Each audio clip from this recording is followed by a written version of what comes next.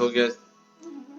तो जितने Facebook users हैं अभी आप लोग वापस इसमें देख लीजिए, क्योंकि वो पुराना डिस्कनेक्ट हो गया, थोड़ा इंटरनेट का इशू चल रहा है। लेकिन हम लोग क्या देख रहे हैं कि किस तरह से ब्रह्मा जी कह रहे हैं और कि भगवान किस तरह से सर्व कारण के कारण है। ब्रह्मा जी इस चीज को आपको व्यक्त करने में लगे हुए हैं। अभी हम लोग डिस्कनेक्ट कर गए थे, वापस आए हैं, तो इसलिए मंगलाचरण पुराने में हो गया है। आज हमारा श्लोक है 2.6.37 और इस श्लोक की खास बात क्या है कि इसमें हम जानेंगे आनंद क्या है और परम आनंद क्या है। इंसान दुख में है, सभी कोई भी व्यक्ति अगर ये कहता है मैं बहुत खुश हूं, तो इसका मतलब है जैसे कल हमने देखा था कि दुख का कम ही खुशी होती है, यानी दुख चला जाए तो खुशी महसूस होती है। अब एक खुशी मिली है, एक आनंद है और एक है परमानंद। परम आनंद क्या है? आनंद क्षणिक हो सकता है, लेकिन जो परम आनंद है वो क्षणिक नहीं होता, वो उसका उम्र बहुत ज्यादा होती है, वो लगातार परमानंद लगातार बना रहता है। तो श्लोक है, ब्रह्मा जी क्या कहते हैं? ये ब्रह्मा जी कह रहे हैं, किसको कह रहे हैं? नारद जी को। क्यों कह रहे हैं? क्योंकि नारद जी इस विषय में वो चर्चा करना चाह रहे थे। नारद जी क्या करना चाह रहे थे? इस विषय में चर्चा करना चाह रहे थे कि ये कौन है, मुख्य कारण क्या है, आपका सोर्स कौन है, ये सब जानने की नारद जी कोशिश करना चाह रहे थे। नाहं न यूयं यदतां गतिं विदुर् न वाम देवः किमुता परे सुराः तन्मायया मोहित बुद्ध्यस्तुतं विनिर्मितं चात्म समं विचक्षमहे। विचक्षमहे, विचक्षमहे मतलब कि देखते हैं क्या? कहते हैं ब्रह्मा जी, न अहम, ना कि मैं, यूयम यदताम गति विदु, है ना? यूयम मतलब तुम जो मेरे पुत्र हो, और गतिम विदु, विदु मतलब क्या जानते हैं, क्या नहीं जानते हम लोग। न वामदेव, वामदेव कौन है? शिव जी। शिव जी को बोलते हैं वामदेव। ब्रह्मा जी कह रहे हैं ना अहम, ना तो मैं, ना तो इसमें बीच में ब्रह्मजित प्रभु ने पूछा है अपने मन को बस में कैसे करें। प्रभु जी बहुत अच्छा प्रश्न है आपका ये, इसको हम लोग जरूर डिस्कस करेंगे। आज अगर डिस्कस नहीं कर पाए क्योंकि आज समय थोड़ा सा कम दिख रहा है, तो कल आप आएंगे तो कल इसका अच्छे से आंसर करेंगे आपको रेफरेंस के साथ। कहते हैं कि ना तो मैं, ना तुम नारद, ना शिव जी, कोई भी ऐसे है नहीं है जो कि भगवान इस आध्यात्मिक आनंद की सीमाओं को समझ सके। आध्यात्मिक आनंद की जो सीमाएं हैं उसको जान पाना मेरे बस का भी नहीं है, तुम्हारे बस का भी नहीं है और शिव जी के बस का भी नहीं है। क्यों? क्योंकि आनंद सब जानते हैं। मैं अगर सुख हूं, मैं खुशी हूं, खुश हूं, तो ये मेरा आनंद है। लेकिन आनंद की सीमा क्या है? हम सोचते हैं जैसे कूप मंडूक, कूप मंडूक वो होता है जो कुएं का एक मेढक होता है, वो सोचता है बस पूरा दुनिया यही है, ये पूरा जो दुनिया है, पूरा विश्व जगत बस ये कुएं के बराबर उसको महसूस होता है। और कुएं के बराबर अगर ये विश्व जगत महसूस होता है तो सोचता है बस दुनिया का सारा आनंद इसी में है। वो भूल जाता है कि इसके बाहर भी कुछ है, यानी इस जगत के बाहर भी कुछ है, उसको पता नहीं है। तो क्या करता है वो इसमें ही अपने आप को केवल आनंदित महसूस करता है। हाँ, यही मेरा पूरा वर्ल्ड है। अगर कोई इसको बोले दूसरा मेढक, जानते हो इस कुएं के बाहर भी कुछ है, इस कुएं के बाहर एक बड़ी सी नदी भी होती है, उसके बाद एक समुद्र होता है, समुद्र के बाद समुद्र है, बहुत गहरा होता है, उसमें चाहे जितना तैरना चाहो तैर सकते हो। तो वो बोलेगा पागल हो क्या, इससे बड़ा वही कोई चीज हो सकता है क्या? इतना बड़ा कुआं नजर नहीं आता तुम्हें? हमारी वही हालत है। हम सोचते हैं जैसे हम सब कुछ जान गए, ये जो मेरा घर है यही सब कुछ है, ये इंडिया है, भारत है, यही सब कुछ है। नहीं, थोड़ा भ्रमण करते हुए बाहर निकले जो है, कहते हैं तो जो है इसमें प्रभु जुगेश प्रभु ने बोला है, प्रभु जी क्वेश्चन फ्रॉम नीला माता जी, but how will I follow? Is there a real answer in Bhagavad Gita? How old is Krishna ji? Does my plea reach him? Have I taken birth only to bear my last birth karmas? बहुत it's really great questions माता जी, बहुत अच्छे। अगर माता जी इसमें सुन रही है योगेश प्रभु, माता जी फेसबुक में कनेक्टेड सुन रही, कहाँ से सुन रही है, कौन से उससे? तो अगर जो है अगर आप इसको सुन रहे हैं माता जी, तो ये जो सारे प्रश्न है ना, प्रभु जी का प्रश्न और आपके सारे प्रश्नों के उत्तर मैं कल दूंगा, आपको रेफरेंस के साथ दूंगा, ताकि आपको आइडिया लगे कि हाँ आपके प्रश्नों के सारे उत्तर भगवद गीता में। तो जो है इन प्रश्नों के सारे उत्तर कल के दिन हम लोग बैठेंगे 9:30 पे, कल इन प्रश्नों के उत्तर पर चर्चाएं करेंगे। तो जो है तो पहला प्रश्न था कि मैं अपने मन को कंट्रोल कैसे कर सकता हूं, मन को बस में कैसे कर सकते हैं, और कि कृष्णा जी कितने ओल्ड हैं, does my plea reaches to him, मेरा क्या प्रार्थना उनको पहुंचती है, और have I taken birth only to bear my last birth karma, क्या मैंने जन्म केवल पिछले कर्म को भोगने के लिए ही लिया है, उसको सहने के लिए? इन 3-4 क्वेश्चन के आंसर कल हम लोग लेंगे, तो कल तक इंतजार कर लीजिए एक बार। आज की कथा में इस श्लोक को लेते हैं। कहते हैं कि तो ना मैं जान सकता हूं, ना तुम, ना शिव जी, जब कोई इस परम आनंद को नहीं जान सकता, चूंकि क्यों नहीं जान सकते? कारण क्या है? कहते चूंकि हम सभी परमेश्वर की माया से मोहित है। और परमेश्वर कौन है? ईश्वर परमा कृष्णा, परम ईश्वर कृष्ण है, ब्रह्मा जी बोलते हैं ईश्वर परमा कृष्ण। उस परम ईश्वर कृष्ण की माया से, कौन सी माया से? बहिरंगा शक्ति, उससे हम सब मोहित हैं, क्योंकि वो बहिरंगा शक्ति के अंदर सतोगुण, रजोगुण, तमोगुण तीनों आता है। चींटी से लेकर के ब्रह्मा जी तक सब के सब उन बहिरंगा शक्ति में घिरे हुए, चींटी से लेकर के ब्रह्मा जी तक। तो अगर सबके सब ब्रह्म जो है किसमें है? उस बहिरंगा शक्ति के माया से घिरे हुए हैं, बंधे हैं, तो उनकी एक सीमा है देखने की। जैसे अगर आप ऊपर देखें आसमान में, तो आपको नीला कलर का कुछ दिखता है, नीला आसमान दिखता है ऊपर देखने पे, क्योंकि आपको पता ही नहीं उसके ऊपर भी कुछ है, क्योंकि हमारी आंखें उससे ज्यादा देख नहीं सकती। तो जो भौतिक प्रकृति के, यानी हम जैसे जो हम लोग हैं, यानी जितने भी, चाहे अधोलोक में हो, चाहे ऊर्ध्वलोक में हो, चाहे इस लोक में हो, किसी भी लोक में है, उसी हर लोक में जितने निवासी रह रहे हैं, उन सब की एक लिमिट है, वो अपनी लिमिट से ज्यादा नहीं सोच सकते। तो कौन बता सकता है? हमारे शास्त्र बता सकते हैं। प्रभा जी कहते हैं, जिससे से अगर आप किसी, कोई बच्चा है, पुत्र है, अपनी माँ से पूछता है, अगर वो जानना चाहता है कि उसके पिता कौन है, तो कौन बताएगा उसके पिता कौन है? माँ से बेहतर कोई बता सकता है कि उसके असली पिता कौन है? केवल वो कौन बता सकता है? केवल और केवल माँ ही बता सकती है कि बेटा तुम्हारे पिता ये हैं। अगर बच्चे ने बोला माँ तुम झूठ बोल रही हो, मैं तुम पर भरोसा नहीं करता हूं, तो उस पिता को ढूंढने के लिए उसको क्या करना पड़ेगा?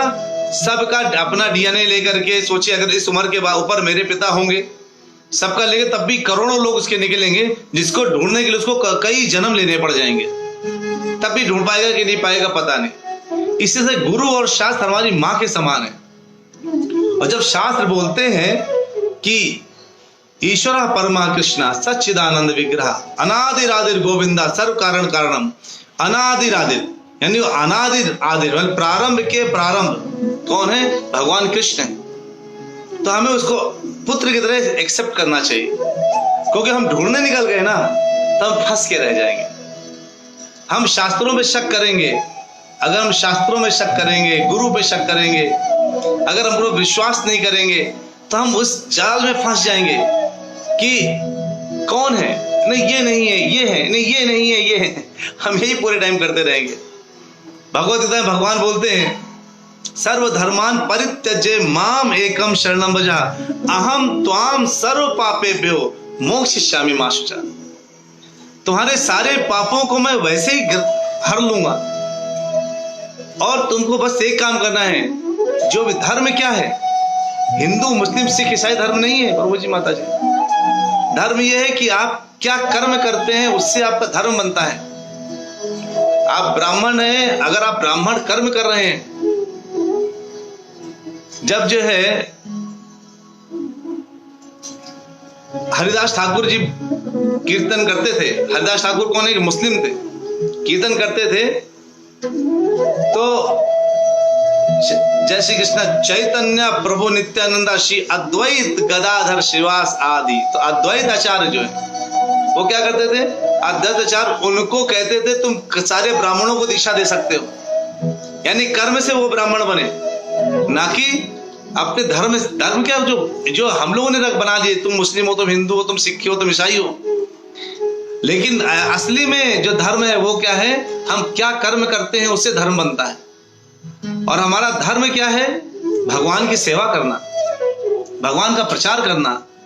अगर आपको अच्छा कुछ लगता है कि हाँ प्रभु जी ने अच्छे बताए, सब हर जगह इसको फैलाना, शेयर करना कि देखो इस वीडियो से आपको ये देखने को मिलेगा, ये आनंद और ये परम आनंद है। आनंद क्या है? हम छोटी छोटी बातों को क्षणिक, और परम आनंद नित्य। तो एक अगर कोई कहे कि छोटे घर में अच्छा लगता है कि बड़े घर में अच्छा लगता है, क्या ज्यादा लोगों को तो बड़े घर में अच्छा लगता है, कम लोगों को तो छोटे घर में अच्छा लगता है ना। 1 बेडरूम में अगर सोचिए, अगर आपका 15 कमरे हैं और 2 ही लोग रहने वाले हैं तो आप लोग भूतिया लगने लगेगा। वही अगर 50 लोग रह रहे हो और 15 कमरे हैं तो छोटा लगने लगेगा घर।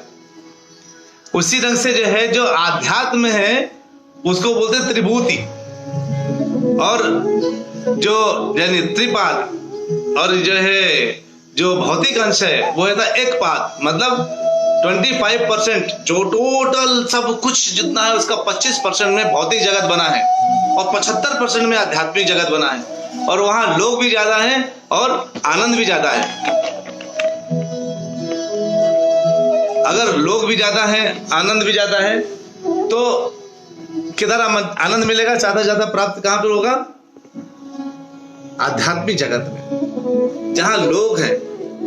और कैसे लोग हैं? केवल और केवल भगवान की सेवा करने वाले लोग हैं, और भगवान की सेवा के साथ साथ सब आपस में एक दूसरे से कैसे रह रहे हैं? तुम आगे बढ़ो, तुम आगे बढ़ो। जैसे अभी हमारा जो ये जगत है यहाँ पर, हम कैसे बढ़ रहे हैं? अरे तुम आगे बढ़ो। हम यहाँ पर बैठ के सबको प्रीचिंग कर रहे हैं। किस विषय में क्यों प्रीचिंग कर रहे हैं? ताकि सब लोग आगे बढ़ो। अगर सबके सब आगे बढ़ते हैं तो उसमें एक आध्यात्मिक जगत में जब कोई व्यक्ति होता है तो उसका एक जीवन का लक्ष्य यही होता है कि वो भी आगे बढ़े, वो भी आगे बढ़े। तो उसमें जो आपको आनंद मिलना शुरू होगा वो परम आनंद होगा। जब हमसे 10 लोग सुनते हैं तो हमें लगता है बहुत अच्छा है, हमें खुशी मिलती है। जब हमसे 100 लोग सुनते हैं तो हमें और खुशी मिलती है, 100 लोगों तक बात पहुंची। तो इस तरह से करके जो विषय हमारा जो आध्यात्म जगत है उसमें केवल आनंद किस विषय में आता है? कोई हमसे कितना प्राप्त करके आनंद उठा, मतलब कितना प्राप्त करके भगवान की सेवा में लग जाए। और अगर आप सब भगवान की सेवा में लगे हैं तो आप समझ लीजिए आप परम आनंद की तरफ दिशा में जा रहे हैं। हम भगवान के विषय को छोड़ करके जिस विषय को पकड़ते हैं वो हमें क्षणिक होता है, बहुत क्षणिक। तो अगर हमारा एक पाद यानी इस भौतिक जगत को में कितने लोग हैं? चींटी से लेकर ब्रह्मा जी तक इस एक पाद में आते हैं। तो ब्रह्मा जी को एक बार मोहित हो गए। ब्रह्मा जी को क्या मोह हो गया कि मैं जो है 100% केवल मुझ पे ही भगवान ने ऐसी कृपा करी है कि मैं पूरे विश्व का जो है पूरे जगत का एक मात्र ब्रह्मा हूं। भगवान ने कहा अच्छा चलो हम तारी भी देख लेते हैं। द्वापर युग में भगवान जब बाल लीला कर रहे थे तो उसने ब्रह्मा जी को थोड़ा सा मोहित किया, और ब्रह्मा जी देखा अरे मैं तो, ब्रह्मा जी ने देखा कि मैं तो केवल एक चतुर्मुख का ब्रह्मा हूं, यहां तो हजार मुख के ब्रह्मा कहां से आ गए? इतना भीड़ कहां से लग गया? ये कौन से ब्रह्मांड को संभालने में लगे हुए हैं ये? तब उनको पता चला कि उनका भी एक छोटा सा अंश, सारे ब्रह्मांड को मिला करके जो एक जगत बनता है वो एक पाद के अंदर आता है। और इसमें क्या है? इस सब में क्या है? हर व्यक्ति क्या है, कोई कहीं आनंद ज्यादा है, कहीं आनंद कम है। कहीं जैसे थोड़ा ऊपर लोगों में जाइए तो आनंद ज्यादा मिलेगा, और नीचे लोगों में जाइए तो आनंद वो भी उनको महसूस होगा कि वो आनंद में है, आनंदित है, सुखी है, लेकिन एक्चुअल में सुखी नहीं होते, दुख है। क्यों? जैसे हम ही लोग सोचिए, मुझे लगता है मैं तो बड़ा सुखी हूं, लेकिन एक सेकंड में अचानक प्रेशर आएगा कि अरे मुझे ये काम करना है, मुझे वो काम करना है, ये करना है, मेरी तबीयत खराब हो गई, एक्सीडेंट हो गया, सब कुछ आपको देखने को ऐसा मिलता रहता है। तो हमारा जो आनंद की परिभाषा है वो क्या है? बहुत क्षणिक परिभाषा है। हमारा लक्ष्य क्या होना चाहिए? परम आनंद की तरफ बढ़ने के लिए। और परम आनंद क्या है? केवल एक ही परम आनंद है, भगवान की सेवा करना। तो इधर बोलते हैं कि 7.13 में 7.13 जो श्लोक है भगवद गीता में, भगवान बोलते हैं इस चीज को, क्या बोलते हैं? त्रिभिः गुणमयी भावैः एभिः सर्वम इदम जगत मोहितम न अभिजानाति माम एभ्यः परम अव्ययम। कि 3 गुणों यानी सतोगुण, रजोगुण, तमोगुण के द्वारा मोहग्रस्त ये संसार मुझ गुणातीत अविनाशी को नहीं जानता। भगवान ने साफ साफ बोला है कि 3 गुणों में यानी चींटी से लेकर ब्रह्मा जी तक सब के सब इन 3 गुणों से ग्रसित है, और कहते हैं वो मुझ गुणातीत को नहीं जानते, वो समझ नहीं पाते। क्यों? क्योंकि वो क्या करते हैं? अपने आनंद को खोज केवल भौतिक जगत में करते रहते हैं। अगर वो थोड़ा सा आध्यात्म जगत, जैसे आप सब देखिए महान भक्त हैं, आप सब कनेक्ट होते हैं, कथा सुनते हैं, उसको श्रवण करते हैं, और लेकिन श्रवण करने के साथ साथ हमें उसका विचार करना चाहिए। जैसे आपको पता चल जाए कि इस दवाई के खाने से मेरी तबीयत ठीक होगी, तो ये जानकारी मात्र से तबीयत ठीक नहीं होगी, उस दवाई को लेना पड़ेगा। उसी तरह से ये जानने के बाद कि मेरा आध्यात्म जगत में घुसना, भगवान के साथ अपने संबंध को स्थापित करना, ये सब अगर मैं उस तब जाता हूं तो परम आनंद मिलेगा, तो जाना पड़ेगा परम आनंद के लिए। अगर आप उस दिशा में जाते हैं तो उस आनंद की कोई सीमा नहीं है। तो ब्रह्मा जी कहते हैं उस सीमा को मैं नहीं जानता, लेकिन भगवान तो जानते हैं ना। एक कंपनी का जो सीईओ है, कंपनी का जो मालिक है, वो जानता है कि कंपनी की ब्रांचेस कहाँ कहाँ पर है, कितना हानि है, कितना लाभ है, कौन सा पोर्शन ज्यादा फायदेमंद है, कौन सा नुकसानप्रद है।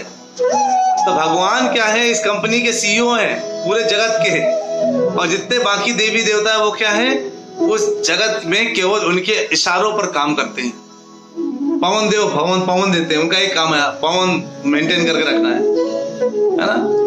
इंद्रदेव सारे देवताओं के राजा बन गए, तो सारे देवताओं को बताते हैं, और इंद्रदेव भगवान से ऊर्जा लेते हैं, उनसे शक्ति प्राप्त करते हैं सब कुछ करने के लिए। तो इस तरह से हमारा विषय आनंद क्या है? क्षणिक है। परमानंद क्या है? नित्य है। और नित्य की दिशा में बढ़ने से, अगर हम नित्य दिशा में बढ़ेंगे, परम आनंद की खोज में करेंगे, तब जाकर के आपको पता चलेगा कि अरे भगवान का नाम, भगवान की शरणागति ही सब कुछ है। और जो परम नियंता है, भगवान कह रहे हैं मोहितम ना विजानाति मामेभ्यः परम अव्ययम। यानी जो मोहित है इस तीनों से, सतोगुण, रजोगुण, तमोगुण से जो मोहित व्यक्ति है, वो मुझे नहीं जानता। तो हमें क्या करना चाहिए? हमारी मस्तिष्क कमजोर है, हम क्षुद्र बुद्धि के हैं, क्षुद्र मस्तिष्क के हैं। हमारा एक ही लक्ष्य होना चाहिए, भगवान की सेवा करके अपने आप को उस दिशा तक ले जाना जहां पर जाकर के हम उस आनंद को महसूस कर सकें। और इस श्लोक में यही बताया ब्रह्मा जी ने कि मैं, तुम और शिव जी कोई उस आनंद को नहीं जान सकता, केवल जान सकते हैं कौन? भगवान कृष्ण। और उन्हीं के इशारों पर, उन्हीं के आदेश के अनुसार हमें कार्य करते रहना है। और भगवान क्या आदेश करते हैं? सर्वधर्मान परित्यज्य माम एकम शरणम व्रज। सारे धर्मों को छोड़कर मेरी शरण में आ जाओ। इस तरह से हमारा ये श्लोक आज का यहाँ खत्म होता है। और बहुत अच्छे से जो है आप लोगों ने इसको सुना। तो इसमें प्रभुजीत प्रभु बोलते हैं अगर कोई कृष्ण भगवान का नाम ले रहा तो उसका तबीयत कभी भी खराब नहीं होगी। नहीं प्रभु, इसका मतलब ये नहीं है कि तबीयत खराब नहीं होगी, उसकी मृत्यु भी होगी, तबीयत भी खराब होगी, लेकिन वो जो है जब तबीयत खराब होने के जो दुख है, कष्ट है, उसको महसूस नहीं होगा। जैसे एक व्यक्ति अगर रिक्शे में चलता है और रिक्शे में चल रहा है तो गड्ढे आते हैं ना, कुछ छोटे छोटे गड्ढे आते हैं, तो रिक्शे में शॉकर्स नहीं होते, तो जैसे ही गड्ढा आएगा उसका ऐसे सर हिलेगा, ऐसे टकराएगा वो, और उसका सर घूम जाएगा छोटे छोटे गड्ढों में भी। लेकिन एक बड़ी गाड़ी में अगर कोई जा रहा है और रास्ते में बड़े बड़े गड्ढे भी हों, तब भी गाड़ी बड़े आराम से लेके जाती है। तो चाहे जितने प्रकार के कष्ट हों, चाहे जितने प्रकार के दुख हों, लेकिन अगर हम भक्ति रूपी गाड़ी में बैठे हुए हैं तो हमारे आने जाने वाले जितने कष्ट हैं हमें पता नहीं चलेंगे, आएंगे जरूर।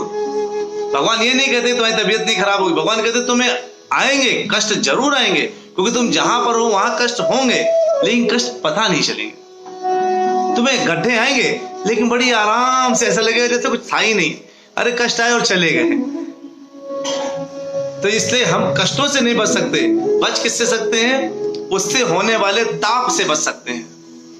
गर्मी आई, गर्मी लगी, जैसे कहते ठंडक आया और ठंड लगी और आपने स्वेटर पहन लिया तो ठंडी खत्म हो गई। ठंड है, ऐसा नहीं ठंड नहीं है, लेकिन आपको ठंडी नहीं लग रही क्योंकि आपने स्वेटर पहन रखा है। उसी तरीके से कष्ट आएंगे, दुख आएंगे, 100% आएंगे, लेकिन आपको महसूस नहीं होंगे। और इस तरह से जो है और प्रभु जी आप बिल्कुल सही बोल रहे हैं, जब आप सात्विक खाएंगे, भगवान की सेवा करेंगे तो तबीयत कहाँ से खराब होने वाली, हमेशा चम में बने, बिल्कुल तगड़े बने रहेंगे, कुछ परेशानी नहीं होने वाली। तो परमजीत प्रभु आप बहुत अच्छे से सुनते हैं, बहुत अच्छे अच्छे प्रश्न करते हैं। जो आज जो 4 प्रश्न हैं उनके उत्तर कल हम लोग डिस्कस करेंगे, बिल्कुल उसके लिए रेडी रहिएगा सभी लोग, ठीक है। और मिलेंगे कल के दिन एक छोटे से ब्रेक के बाद 9:30 बजे, फिर से 9:30 से 10 बजे की अपनी जो कथा है, प्रोग्राम है, इसको कल के दिन फिर से शुरू करेंगे। एक बार जोरदार हरे कृष्ण महामंत्र करते हैं और उसके बाद एक अल्प विराम लेते हैं। हरे कृष्णा कृष्णा कृष्णा हरे हरे, हरे राम राम राम हरे हरे, राम राम हरे हरे। प्रभु जी के जो परमजीत प्रभु जी और भी लिखा है, लेकिन प्रभु जी कर्म तो अच्छे करना चाहिए। हाँ, तो वो सही बोले प्रभु जी। तो कल हम इसको भी डिस्कस करेंगे, कर्म क्या है, अच्छे कर्म क्या है और बुरे कर्म क्या है, कर्म अकर्म विकर्म में भी कल के दिन चर्चा करेंगे। कल के दिन बहुत इंपॉर्टेंट क्लास होने वाली है। बहुत बहुत धन्यवाद सभी का। मिलते हैं एक छोटे से ब्रेक के बाद कल के दिन 9:30 बजे।